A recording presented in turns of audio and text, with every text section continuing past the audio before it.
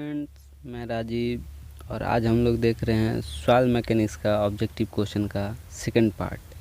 हमने अभी first part देखा है, उसमें हमने कुछ क्वेश्चन डिस्कस किया था और एक क्वेश्चन ये 16 नंबर का आपको बोला था कमेंट में इसका आंसर बताने को। ठीक है, तो इस क्वेश्चन को भी अभी हम लोग डिस्कस करते हैं। तो इसमें आप लोग को अब ध्यान देना है कि क्वेश्चन क्या बोल रहा है कि if the water content off fully saturated soil mass is 100% है। ठीक है, वाटर कंटेंट आपका कितना दिया है, वाटर कंटेंट यानी W दे दिया आपका 100%। ठीक है, अगर इसको ऐसे वैल्यू में लेंगे तो ये हो जाएगा 100/100 यानी 1। अब क्या बोल रहा है, अब बोला है फुल्ली सैचुरेटेड सॉइल मास है। फुल्ली सैचुरेटेड कहने का मतलब क्या हुआ, डिग्री ऑफ सैचुरेशन S जो है ये भी आपका 1 हो गया। फिर पूछ रहा है then the void ratio of the sample is. अब पूछ रहा है वाइड रेशियो क्या होगा। ठीक है, तो वाइड रेशियो क्या होता है कि वाइड रेशियो आपको निकालना है तो आप यहाँ से एक फार्मूला पढ़े होंगे SE = WG। ठीक है, सहवाग वाला फार्मूला। यहाँ पर S क्या है, डिग्री ऑफ सैचुरेशन जो कि आपका वैल्यू दिया हुआ है। E क्या है, वाइड रेशियो, इसके बारे में पूछ रहा है। W क्या है, वाटर कंटेंट, इसका वैल्यू दिया हुआ है। G क्या है, स्पेसिफिक ग्रेविटी, तो इसी के रिलेटेड में पूछ रहा है, मतलब कि स्पेसिफिक ग्रेविटी के टर्म में ही पूछ रहा है। ठीक है, ऑप्शन में क्या है कि आपका ये लेस होगा या फिर इक्वल होगा या फिर ग्रेटर होगा या फिर इंडिपेंडेंट होगा। तो हम लोग वैल्यू पुट करके देख लेते हैं। हम लोग को फार्मूला पता है SE = WG होता है। ठीक है, S का वैल्यू तो 1 था, तो यहाँ से 1 × E यानी सिर्फ E हो जाएगा। और W क्या है, 100% है यानी 100/100 कीजिए तो 1 आ जाएगा। और इंटू में G कर दीजिए तो ये भी 1 × G यानी कि E = G आ जाएगा। यहाँ से क्या आ जाएगा, E = G आ जाएगा। ठीक है, यानी कि इक्वल टू स्पेसिफिक ग्रेविटी आ गया, वाइड रेशियो जो है इक्वल आ गया, तो यहाँ से हम लोग लिख देंगे इक्वल टू, यानी ऑप्शन B करेक्ट हो जाएगा। ठीक है, नेक्स्ट क्वेश्चन देखते हैं। नेक्स्ट क्वेश्चन में क्या है कि रिलेटिव डेंसिटी पूछ रहा है, relative density of a compacted dense sand. ठीक है, तो कॉम्पैक्टेड डेंस सैंड है, रिलेटिव डेंसिटी का फार्मूला क्या लिखते हैं हम लोग, E मैक्स माइनस में E minimum, sorry E natural होता है, अपॉन में E मैक्स माइनस में E मिनिमम। ठीक है, तो देखिए अगर ये कॉम्पैक्टेड डेंस सैंड का पूछ रहा है तो कॉम्पैक्टेड, जब उसको जो भी सैंड है उसको हम लोग कॉम्पैक्ट कर दिए हैं अच्छे से, जब कॉम्पैक्ट हो गया तो उसमें वाइड तो कम से कम होगा, मिनिमम होगा। ठीक है, तो वाइड जब कम से कम होगा यानी कि ये E मिनिमम के आसपास में होगा, तो E max minus E minimum upon E max minus E minimum करेंगे तो ये वैल्यू कट के आ जाएगा 1। ठीक है, तो 1 के आसपास में आएगा इसका आंसर। ठीक है, तो हम लोग ऑप्शन देख लेंगे, ये 0.4 बहुत दूर है, 0.6 बहुत दूर है, 1.2 बहुत आगे हो गया, और ये वैल्यू है अपना 0.95, तो ये आपका ऑप्शन C सही हो जाएगा। ठीक है, और ये ध्यान दीजिएगा कि ये जो रिलेटिव डेंसिटी का वैल्यू है आपका 1 से ज़्यादा नहीं होता है। क्यों, क्योंकि यह तो already E maximum minus E minimum है, अभी E मिनिमम से तो और कुछ छोटा हो नहीं सकता है, तो इसलिए यहाँ इसका वैल्यू तो आपका 1 से ज़्यादा नहीं हो पाएगा कभी। ठीक है, तो नेक्स्ट क्वेश्चन देखते हैं, इसका करेक्ट ऑप्शन C था। नेक्स्ट क्वेश्चन में बोल रहा है कि if the sand in C2 is in its densest state, यानी सेम लास्ट क्वेश्चन के जैसा ही है, तो इसमें हम लोग टाइम ज़्यादा वेस्ट ना करके आगे बढ़ते हैं। डेंसेस्ट स्टेट में है तो वही कर देंगे, E max minus E minimum upon E max minus E minimum, cut के वैल्यू आ जाएगा 1, तो ये ऑप्शन B सही हो जाएगा आपका। नेक्स्ट क्वेश्चन में देखते हैं, इसमें क्या बोल रहा है, which of the following method is most accurate. देखिए यहाँ पर आपका 2 टाइप का क्वेश्चन बनता है, एक पूछता है कि मोस्ट एक्यूरेट के टाइम में, और दूसरा पूछता है कि आपका क्विकेस्ट मेथड कौन सा है। ठीक है, तो अगर मोस्ट एक्यूरेट मेथड पूछता है तो एक्यूरेट आपका कौन होता है, एक्यूरेट हो जाता है आपका ओवन ड्राई। ठीक है, इसका ज़्यादा डिटेल में हम लोग अभी नहीं देखेंगे, इसका डिटेल हम लोग थ्योरी क्लास वाले लेक्चर में देखेंगे। ठीक है, अगर यहाँ पर मोस्ट एक्यूरेट पूछा है तो आपका आंसर हो जाएगा ओवन ड्राई। अगर यही आपको क्वेश्चन पूछा होता कि क्विकेस्ट मेथड कौन सा है, ठीक है, वाटर कंटेंट को मेजर करने के लिए आपका क्विकेस्ट मेथड क्या है, तो क्विकेस्ट पूछेगा तो उस केस में आपका आंसर आ जाता है कैल्शियम कार्बाइड मेथड। ठीक है, तो देखिए नेक्स्ट क्वेश्चन में देखते हैं। नेक्स्ट क्वेश्चन में बोला है for proper field control which of the following method is best suited for quick determination. देखिए यहीं पर आ गया आपका क्वेश्चन, क्विक डिटर्मिनेशन का पूछ रहा है वाटर कंटेंट के लिए, ठीक है। तो अभी हमने बताया कैल्शियम कार्बाइड मेथड होता है। फिर नेक्स्ट क्वेश्चन है, इसमें बोल रहा है पिकनोमीटर इज यूज टू डिटरमाइन, ठीक है। पिकनोमीटर जो है ये आपको क्या चीज़ मेजर करने के लिए इसको हम लोग यूज करते हैं। तो ये वाटर कंटेंट मेजर करते हैं, इसे हाँ करते हैं। वाइड रेशियो नहीं करते हैं। फिर देखिए स्पेसिफिक ग्रेविटी करते हैं, लेकिन ड्राई डेंसिटी नहीं करते हैं। तो देखिए ये वाटर कंटेंट करते हैं, स्पेसिफिक ग्रेविटी करते हैं, तो आपका ऑप्शन सी सही हो जाएगा। डी ऑप्शन देख लेते हैं, वाइड रेशियो नहीं करते हैं, ड्राई डेंसिटी नहीं करते हैं, ठीक है। तो आपका ऑप्शन सी करेक्ट हो जाएगा, ठीक है। अगर स्पीड ज़्यादा लग रहा हो तो आप कमेंट करके हमें बता सकते हैं, और ऐसे भी यूट्यूब में तो फैसिलिटी है भी, आप इसके स्पीड को अपने अकॉर्डिंग सेट कर सकते हैं, तो आप वहाँ से कर लीजिएगा, ठीक है। तो नेक्स्ट क्वेश्चन देखते हैं। इसमें क्या बोल रहा है कि स्टोक्स लॉ जो है valid only if the size of particle is. तो स्टोक्स लॉ जो है किस साइज के पार्टिकल के लिए वैलिड होता है। तो देखिए अगर लेस देन 0.0002 mm है तो इस केस में क्या होता है ना कि स्टोक्स लॉ आपका वैलिड नहीं हो पाता है। क्यों? क्योंकि इस केस में आपका पार्टिकल जो है वो ब्राउनियन मोशन में आ जाता है। तो कहने का मतलब है कि वो सेटल नहीं कर पाता है, ठीक है। तो ये सेटल नहीं कर पाता है, तो इस केस के लिए स्टोक्स लॉ वैलिड नहीं होता है। अगर ये ग्रेटर देन 0.2 mm है तो इस केस में भी नहीं होता है। क्यों?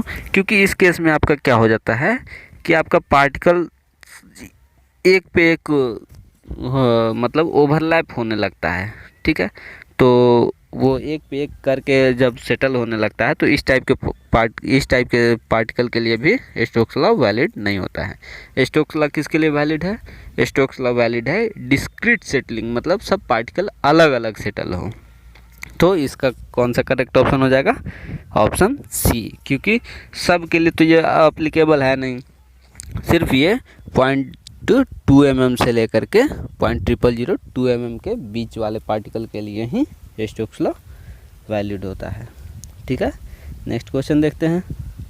इसमें क्या बोल रहा है कि हाइड्रोमीटर मेथड जो है ये सेडिमेंटेशन एनालिसिस के लिए जो ये मेथड हम लोग यूज करते हैं हाइड्रोमीटर, ये डिफ़र होता है किससे? पीपेट एनालिसिस से, ठीक है। मतलब हाइड्रोमीटर मेथड और पीपेट एनालिसिस दोनों से हम क्या करते हैं? सेडिमेंटेशन एनालिसिस करते हैं। इसमें क्या है, इसमें क्या पूछ रहा है कि ये दोनों मेथड जो है किस चीज़ में डिफ़र करता है, ठीक है। तो देखिए दोनों का ये जो प्रिंसिपल दोनों का सेम होता है, ठीक है। और ये जो है कि method of preparation of soil suspension, ये मेथड भी दोनों का सेम ही होता है। 1:3 के रेशियो में हम लोग मिक्स करते हैं सॉइल को बनाते हैं। तो ये भी दोनों में सेम ही होता है, ये भी दोनों में सेम ही होता है। तो ये तो ऑप्शन होगा नहीं, तो ऑप्शन हो जाएगा आपका बी। क्या होता है इसका कि मतलब ये जो ऑब्जर्वेशन जो हम लोग लेते हैं इसमें हम लोग थोड़ा सा डिफ़र करते हैं। क्यों? एक में क्या होता है कि एक में डायरेक्ट HE जो होता है ना, डायरेक्ट 10 सेंटीमीटर पे हम लोग ले लेते हैं, एक में है मेजर करते हैं। तो इसी में थोड़ा सा अपना डिफरेंस होता है। ये क्वेश्चन भी हम लोग थ्योरी वाले लेक्चर में डिटेल में देखेंगे, ठीक है। नेक्स्ट क्वेश्चन में क्या बोल रहा है कि which of the following is a measure of particle size range, ठीक है। ये क्या बोल रहा है कि पार्टिकल साइज रेंज पूछ रहा है, मतलब पार्टिकल के साइज कौन सा बताता है, ठीक है। तो यहाँ पे दो चीज़ होता है, एक होता है साइज और दूसरा होता है शेप, ठीक है। तो साइज और शेप यहाँ पर दो चीज़ होता है। तो देखिए अगर शेप की बात करें तो ये बताता है आपका कोफिशिएंट ऑफ कर्वेचर यानी CC, और यही अगर साइज की बात करें तो ये बताता है आपका कोफिशिएंट ऑफ यूनिफॉर्मिटी CU, ठीक है। तो यहाँ पर अभी आपका क्वेश्चन पूछ रहा है पार्टिकल साइज रेंज के लिए, तो यहाँ से आपका हो जाएगा कोफिशिएंट ऑफ यूनिफॉर्मिटी यानी कि यूनिफॉर्मिटी कोफिशिएंट, ठीक है। ऑप्शन बी यहाँ करेक्ट हो जाएगा। नेक्स्ट क्वेश्चन देखते हैं। इस क्वेश्चन में बोल रहा है which of the following statement is correct, पूछ रहा है कौन सा स्टेटमेंट आपका करेक्ट है, ठीक है। तो इसमें देखिए, इसमें क्या बोल रहा है, uniformity coefficient represent the shape of. तो देखिए अभी हमने पढ़ा था शेप कौन बताता है, सी बताता है, यानी कोएफिशिएंट ऑफ कर्वेचर। और यूनिफॉर्मिटी क्या बताता है, यूनिफॉर्मिटी आपको साइज के बारे में बताता है। तो यहाँ तो शेप बोल रहा है, तो ये तो आपका ऑप्शन गलत हो जाएगा। फिर बोल रहा है फॉर वेल ग्रेडेड सॉइल, ठीक है, वेल ग्रेडेड सॉइल के लिए uniformity coefficient and coefficient of curvature, यानी कि CU और CC दोनों का जो ये वैल्यू बोल रहा है नियरली यूनिटी होता है, ठीक है। मतलब ये बोल रहा है कि दोनों का वैल्यू लगभग 1 होता है वेल ग्रेडेड के लिए।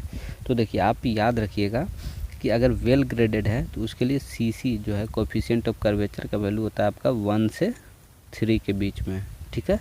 और ये अगर CU की बात करें तो CU क्या होता है, CU का वैल्यू जो होता है एक में होता है ग्रेटर देन 4, दूसरे में होता है ग्रेटर देन 6। तो देखिए आप ये दोनों किसका वैल्यू है, एक होता है सैंड के लिए, एक होता है ग्रेवल के लिए। तो देखिए ग्रेवल में 1 2 3 4 5 6 लेटर है, तो ये इसका वैल्यू हो जाता है 4, ठीक है। मतलब ग्रेवल के लिए CU का वैल्यू ग्रेटर देन 4 होता है, और सैंड के लिए इसका जो वैल्यू है ग्रेटर देन 6 होता है।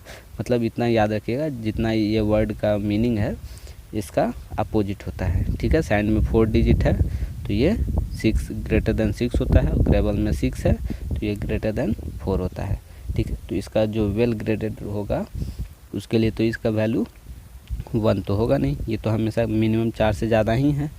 तो ये आपका ये भी ऑप्शन आपका गलत हो जाएगा, यानी कि ऑप्शन ए भी गलत हो गया, बी भी गलत हो गया। अब सी देखते हैं, सी में क्या बोल रहा है, a soil is said to be well graded if it has most of the particle of about the same size. देखिए अगर सब सारा पार्टिकल सेम साइज का होगा तो वो वेल ग्रेडेड नहीं होता है, वो किस टाइप का होता है, वो होता है यूनिफॉर्मली ग्रेडेड होता है, ठीक है। उसको हम लोग बोलते हैं यूनिफॉर्मली ग्रेडेड। और आप ये चीज़ आप याद रखिएगा कि जो सॉइल यूनिफॉर्मली ग्रेडेड होता है वो वेल ग्रेडेड नहीं होता है। वेल ग्रेडेड कहने का क्या मतलब हुआ, उसमें आपका हर साइज का पार्टिकल आपका अवेलेबल होगा, तभी तो उसमें वाइट कम से कम होगा। नहीं तो अगर बड़ा बड़ा पार्टिकल होगा सब सेम साइज का तो बीच बीच में तो उसका जो वाइट बच जाएगा तो उसमें तो वो फिल हो नहीं पाएगा, तो फिर वो सॉइल तो वेल ग्रेडेड हो नहीं पाएगा। यानी कि ये ऑप्शन भी आपका गलत है, तो यहाँ से नन ऑफ दीज हो जाएगा, ठीक है। नेक्स्ट क्वेश्चन देखते हैं, इसमें क्या बोलता है, uniformity coefficient of a soil is.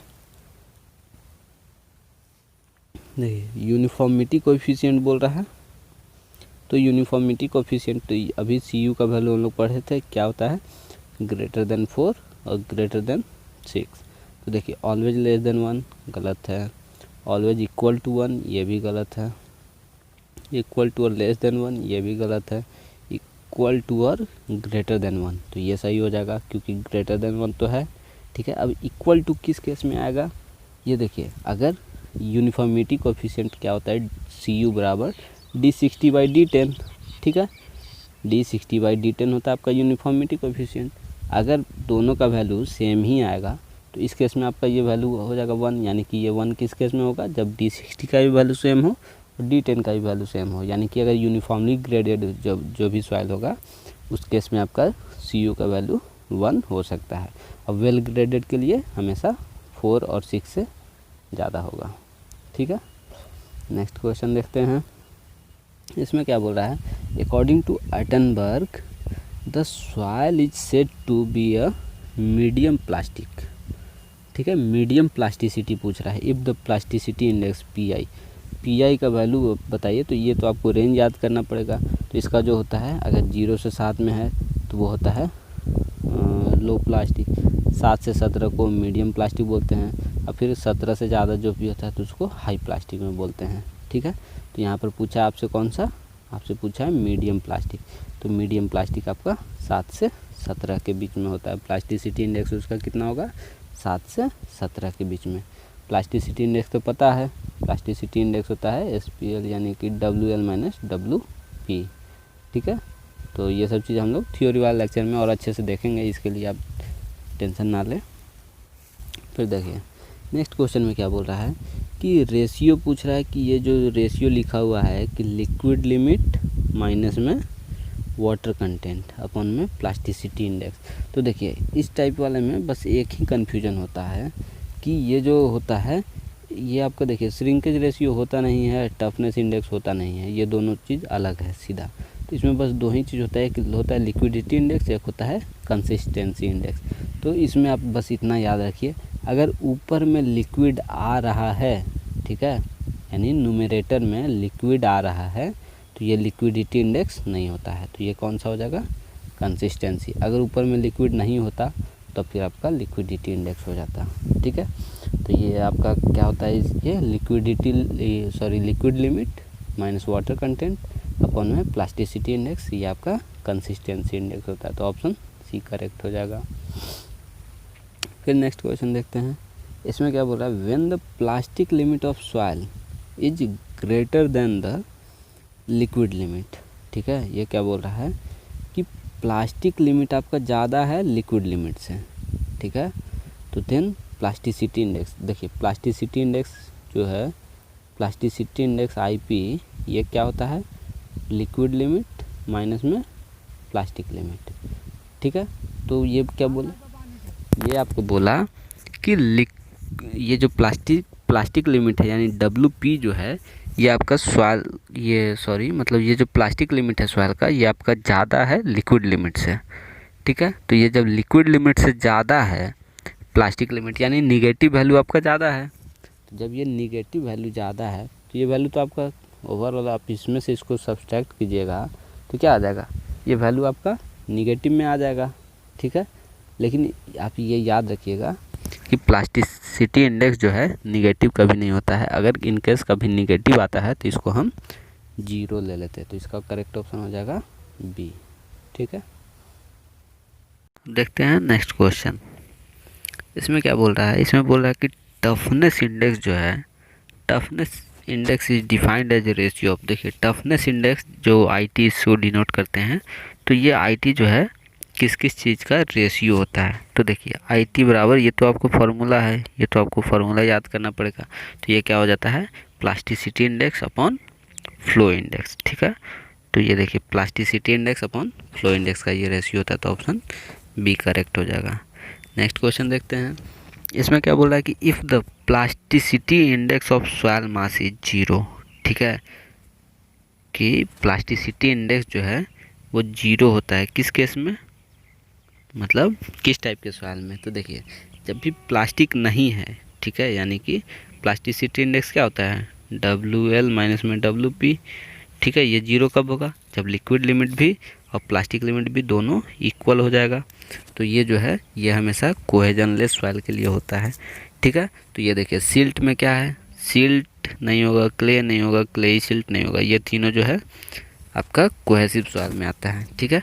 तो ऑप्शन ए आपका करेक्ट हो जाएगा, ठीक है, क्योंकि ये सैंड जो है कोहेजनलेस सॉइल होता है। तो ये याद रखिएगा, प्लास्टिसिटी इंडेक्स जो है 0 किस केस में होगा, जब वो सैंड होगा या फिर ग्रेवल होगा, ये सब केस में आपका होता है, ठीक है। नेक्स्ट क्वेश्चन देखते हैं, इसमें क्या बोला है कि the admixture of soil courser particles like sand, ठीक है, बोला है कि admixture of courser particle like sand और सिल्ट टू क्ले काउच, मतलब कह रहा है कि कोर्सर पार्टिकल को अगर हम मिलाते हैं, ठीक है, क्ले में यानी कि फाइन पार्टिकल में, तो इसमें क्या चेंजिंग होता है। तो इसमें बोला है डिक्रीज इन लिक्विड लिमिट और इंक्रीज इन प्लास्टिसिटी इंडेक्स। तो नहीं, ये चीज़ आप याद रखिएगा, अगर हम कोर्सर पार्टिकल को मिलाते हैं ना तो लिक्विड लिमिट यानी कि WL भी घटता है, ठीक है, और ये जो प्लास्टिसिटी इंडेक्स है यानी IP, ये भी आपका घटता है, ठीक है। तो यहाँ से ये आपका करेक्ट ऑप्शन हो जाएगा C, decrease in both liquid limit and plasticity index, ठीक है। नेक्स्ट क्वेश्चन देखते हैं, नेक्स्ट में क्या